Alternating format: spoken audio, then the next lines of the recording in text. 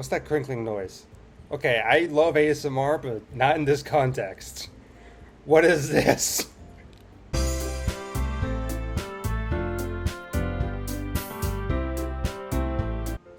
Actually, I have a request. Do you mind if I make some tea first? Sure, go ahead, not at all. I have tea myself, Yuri. Sweet tea. Was peach tea earlier, but I ran out. Thanks very much. There's one thing that can make my reading time here any better. It's a nice cup of tea. I wholeheartedly agree, Yuri. Ah, did Yuri leave you again? No, it's not like that this time. She's just filling up the water pitcher to make tea. Oh, okay. Sorry for misunderstanding. Okay. 10 minutes pass. Yuri said it wouldn't take long. Something holding her up? I'm bored just waiting here, so I decided to go look for her. Let's see. You can hear the music from inside the classroom, but it's not out in the hall, weirdly enough. Most logical place for her to be near the nearest water fountain. What's that noise? It's coming from around the corner. It sounds like breathing. Sharp inhale, like someone sucking air through their teeth. Are they in pain? I reach the corner and peer around it. Yuri?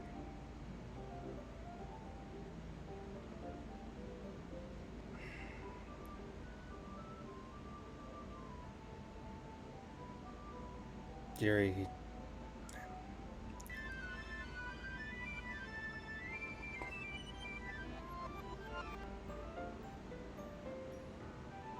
Yeah. Okay. Thanks for waiting patiently. Brendan, do you like oolong tea? Yeah. Anything's fine. Very well. Raises temperature on the kettle to 200 degrees. Now it's time to get the teapot. You really do this properly, do you? Of course. I shouldn't do anything less when I'm making tea for others. Even though I'm not an expert on tea or anything, I am sweet tea. I like sweet tea. Yeah? In that case, you'll only be even more impressed. Perhaps I will. Mary fetches the teapot and begins measuring the tea leaves. To my surprise, she even starts humming a little to herself. Probably singing something from Lord of the Rings, if I had to take it. Or, I don't know, what would she be humming? Must be in a good mood now. Is that so? I was letting it show. And you noticed. I was doing a little bit of thinking, and I decided I would try expressing myself a little bit more. Turns out it's not very hard for me to do. When it's you who's around, anyway. Oh, cute face. That's great, Yuri. Just don't push yourself too much.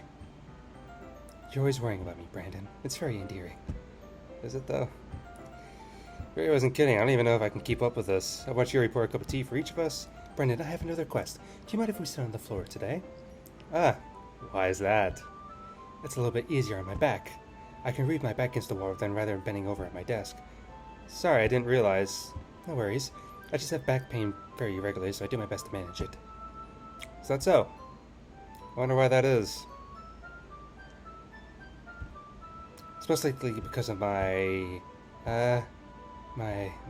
your posture, right? Your posture. Always hunched over like that while reading, which actually might be true for her. Yes! I have terrible reading posture. Fair enough. Sure, let's go ahead and sit on the floor and read a book. I retrieved the book from my bag. You know, book's a funny word to say. Book. Read a book, as Dr. Oobleck would say. It's a bag of small chocolate candies that I also have in the bag. Oh gosh, not this scene again. I take it since it'll go well with the tea. Her and I then sit against the wall, teacups at our side. As if in sync, we assume the same reading position last night, each holding one half of the book. Except this time, our bodies are even closer to each other. I can't see too well. Very slides closer till our shoulders are touching. What is this, dandruff? Come on, man. I take chocolate candy and pop it into my mouth. Then I take another chocolate, and I hold it up to Yuri. She doesn't even look away from the book. She parts her lips as if this situation is completely natural. But that means I can't stop here. Why would you do that, man? Come on. I place the chocolate in her mouth. Just like that, Yuri closes her lips over it. Eh? Yuri's expression suddenly breaks. Did I just... Yuri looks at me like she needs to confirm what just happened. Brandon. Sorry. Guess I shouldn't have done that. Where's the music? She starts to breathe heavily, and the music's gotten, the lighting's gotten slightly ominous. I can't. Brandon. She forcefully grabs my arm and jerks me to my feet. My teacup gets knocked over. Brandon. My heart. My heart. My heart won't stop pounding, Brandon. I can't calm down. I can't focus on anything anymore. Can you feel it, Brandon? She presses my hand against her chest. Why is this happening to me? I feel like I'm losing my mind. I can't make it stop. It even makes me not want to read. I just want to look at you. Does it follow the arrow? Nope. Hello, Crazy Yuri. How you doing?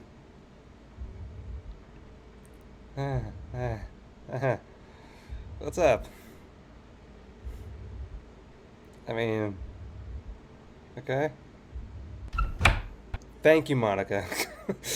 So I'm like, what am I watching? It's time to share poem. Awkward way to enter, Monica, but okay. I'll take it. Who do I show my poem to first?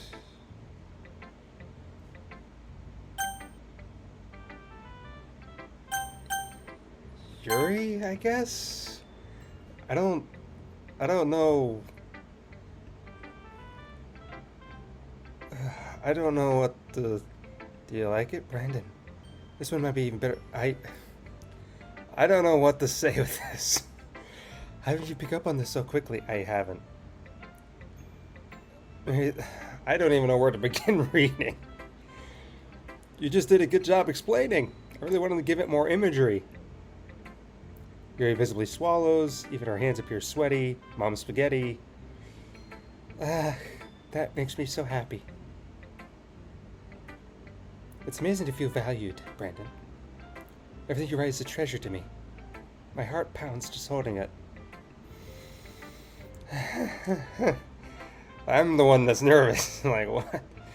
I want to write a poem about this feeling. Is that bad, Brandon? No? I'm not being weird, right? No? I'm just having a hard time than usual concealing my emotions. I'm kind of embarrassed. For right now, I just want you to read my poem too, okay? Ooh, new poem. Alright, wheel. Hang on.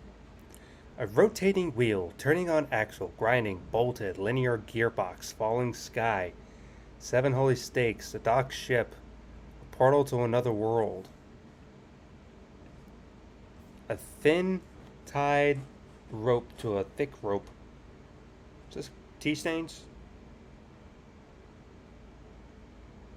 I'm hoping those are tea stains. Parabolic gearbox, expanding universe, to time controlled by slipping cogwheels, existence of God, swimming with open water in all directions, drowning, a prayer written in blood, a prayer written in time, devouring snakes with human eyes, a thread connecting all living human eyes, kaleidoscope of holy stakes, exponential gearbox, a sky of exploding stars, God disproving the existence of God.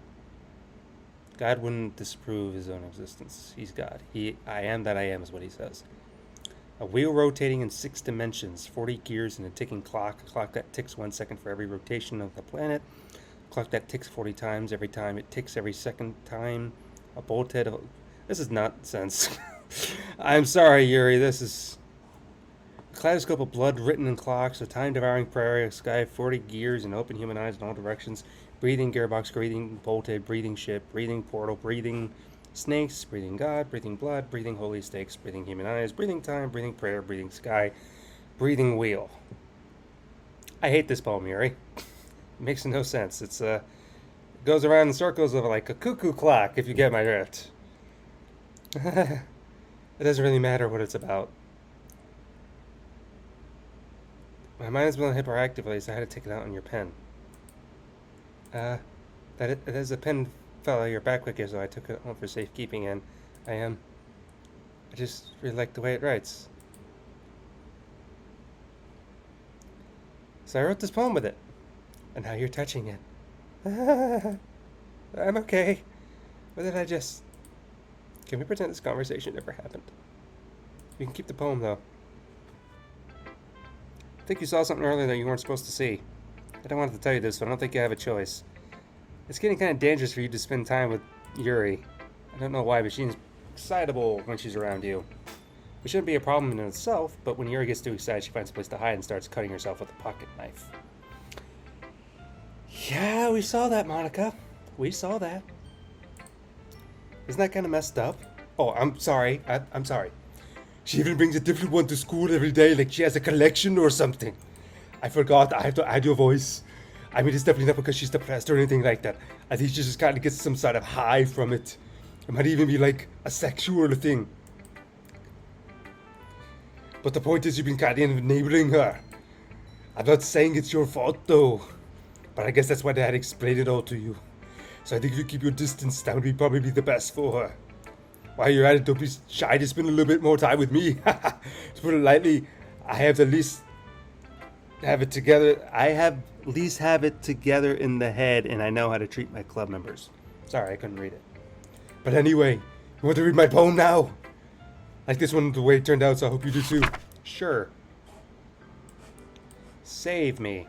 The colors won't stop. Bright, beautiful colors. Flashing, expanding, piercing. Red, green, blue, and endless. Cacophony of meaningless noise. The noise, it won't stop. Violent, grating with vans. Screeching, piercing. Sign, constant, tangent. Like playing a chalkboard on a turntable. Like playing a knife on a breathing ribcage. Endless poem of meaningless. Delete her. Okay.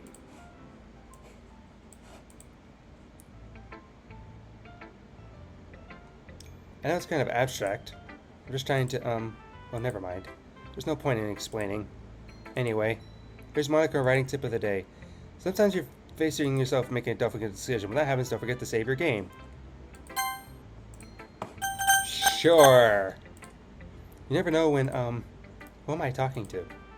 Can you hear me? No, because you don't have a voice. Tell me you can hear me. You don't have a voice, Monica. I'm reading you. Anything. Please help me. I want to. That's my advice for today. Thanks for listening. Don't have a voice. You've unlocked a special poem. Nothing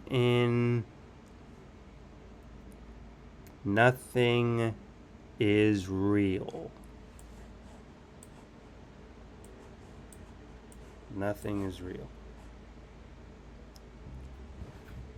I mean, I know what that says if you look up game theory and all this stuff about Doki Doki Literature Club, you'll find out what that means.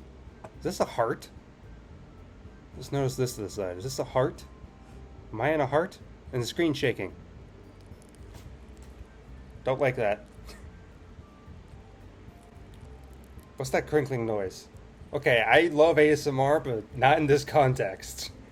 What is this?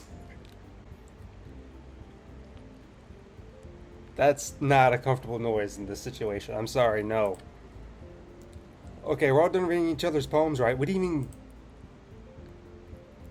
So we need to go over something today so everyone can come sit in front of the room. Is this about the festival? Or sort of? Do we have to do something for the festival? Can we get rid of this red? Can we? What? What? Thank you. Oh, gosh. Nerve-wracking. Oh, come on. You can't take advantage of Brandon agree with you just because he doesn't know what to say no to anything. Look, Monica, do you really think any of us here joined the club with other people in mind? You never even talked till Brandon joined. As for me, I just find it better here than I do at home.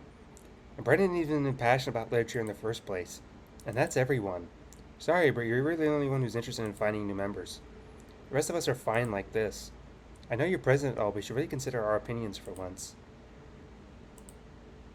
She's clearly taken aback by Nasuki's words. That's not true at all. I'm sure Yuri and Brandon want to get more members too. Right? I would do the Arnold voice, but this is a tender moment, so no. I don't know about Yuri, but I'm kind of indifferent. If I showed as much enthusiasm as Monica wanted, that'd probably be lying. Still, if it's up to me to rescue this situation. No. Nasuki's right, isn't she? This club is nothing more for a few people to hang out.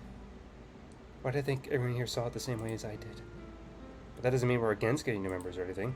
Brandon, why did you even join this club? Because you forced me? What were you hoping to get out of it? Well, that's not really something I can be honest about, is it? Oh, because you were trying to get into their skirts? Is that it, man? In fact, if I remember, you weren't even given a choice not to join. She sits down and stares at her desk. What's the point of all this anyway? What if starting this club was a mistake? Now you've done it, Natsuki. What? Me? I just spoke my mind. Isn't it a crime to be honest? It's not about being honest. It's about word choice. Besides, you have no right to speak for everyone else in the club like that. You don't understand at all. I just want a place that feels nice to hang out with a few friends. Is there a problem with the club that being that for me? There aren't many places like that for me. And now Monica wants to take it away from me. She's not taking anything away. No, Brandon. It's not the same. It won't be the same with the direction she wants to take it. If I wanted that, then I could have just joined any other stupid club. But this one, I mean, at least for a little bit of time, things were nice. Nasuki starts packing up her things. I'm going home. I feel like I don't belong here right now. Nasuki. She ignores Yuri and walks right out of the classroom. This is bad. I don't know what to do. Well, do you have an opinion on the festival? I don't know. I'm kind of indifferent, I guess. Who cares about that obnoxious brat? I mean, I like how nice and quiet the club is. Why would you screw up? Horror game. Horror game. Horror game. And I'm just happy with you here, but still, I'm the vice president. It's not right for me to ignore my responsibilities like that. Nobody would cry if she killed herself. Monica, come on.